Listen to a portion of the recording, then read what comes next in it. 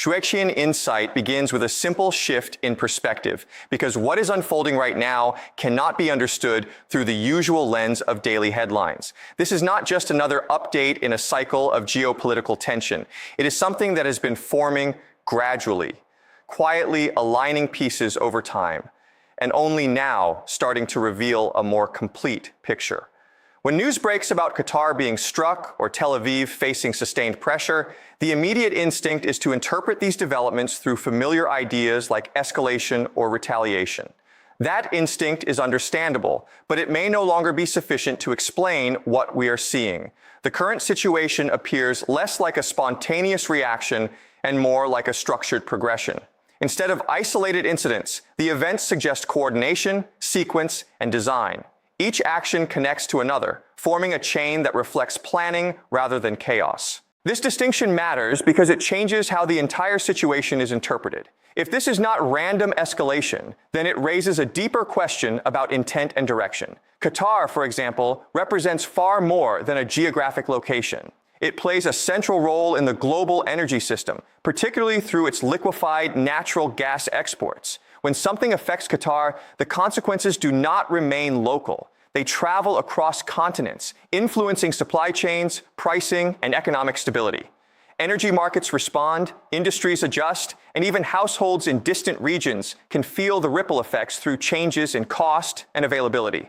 Tel Aviv, by contrast, holds a different kind of significance. It is a hub of finance, innovation, and technological development. Pressure on such a city extends beyond physical impact. It touches confidence, perception, and the sense of stability that underpins economic systems. When that sense is disrupted, the effects move into financial behavior, institutional decisions, and long-term strategic thinking.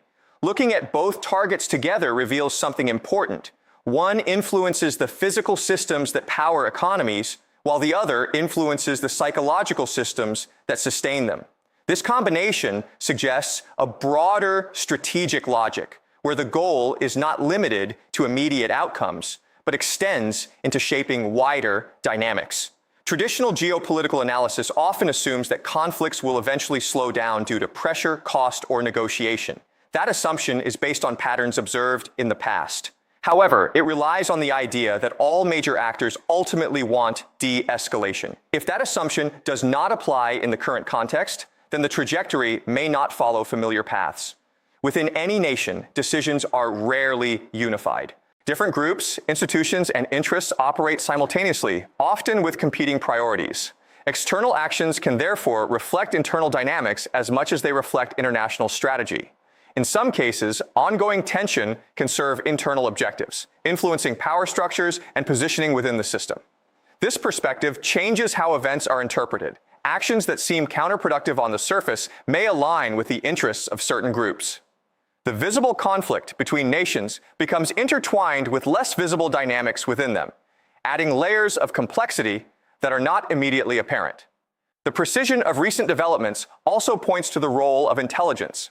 Coordinated timing and targeted actions suggest access to accurate and timely information. This can come from advanced technological systems, but it can also involve human sources operating within structures. Human intelligence introduces a unique dimension because it involves individuals whose motivations may not align neatly with national narratives. Their actions can be shaped by personal, institutional, or situational factors, contributing to outcomes in ways that are difficult to detect from the outside.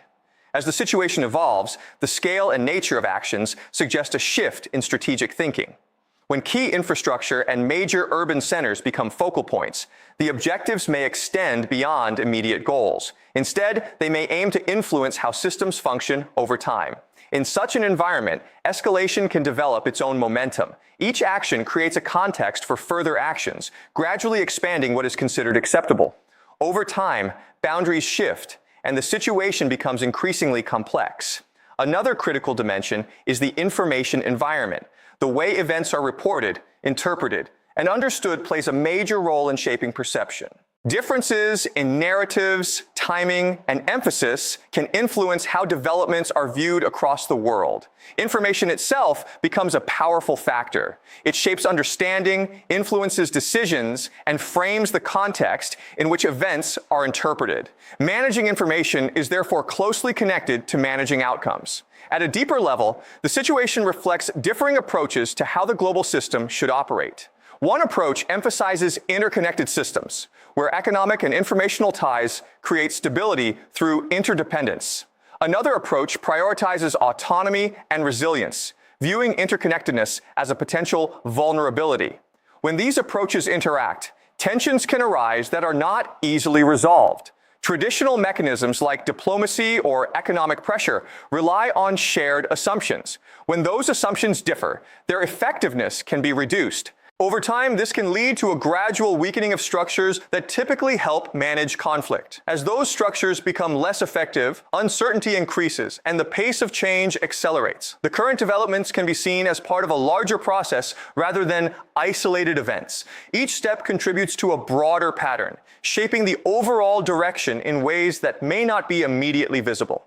Significant shifts often occur through accumulation rather than sudden moments. Individual events may appear manageable, but together they can lead to substantial change. By the time these changes become fully clear, much of the process may already have unfolded. Decisions and shifts often happen gradually, making them difficult to recognize in real time. Understanding the present situation requires looking beyond individual headlines and focusing on the connections between events.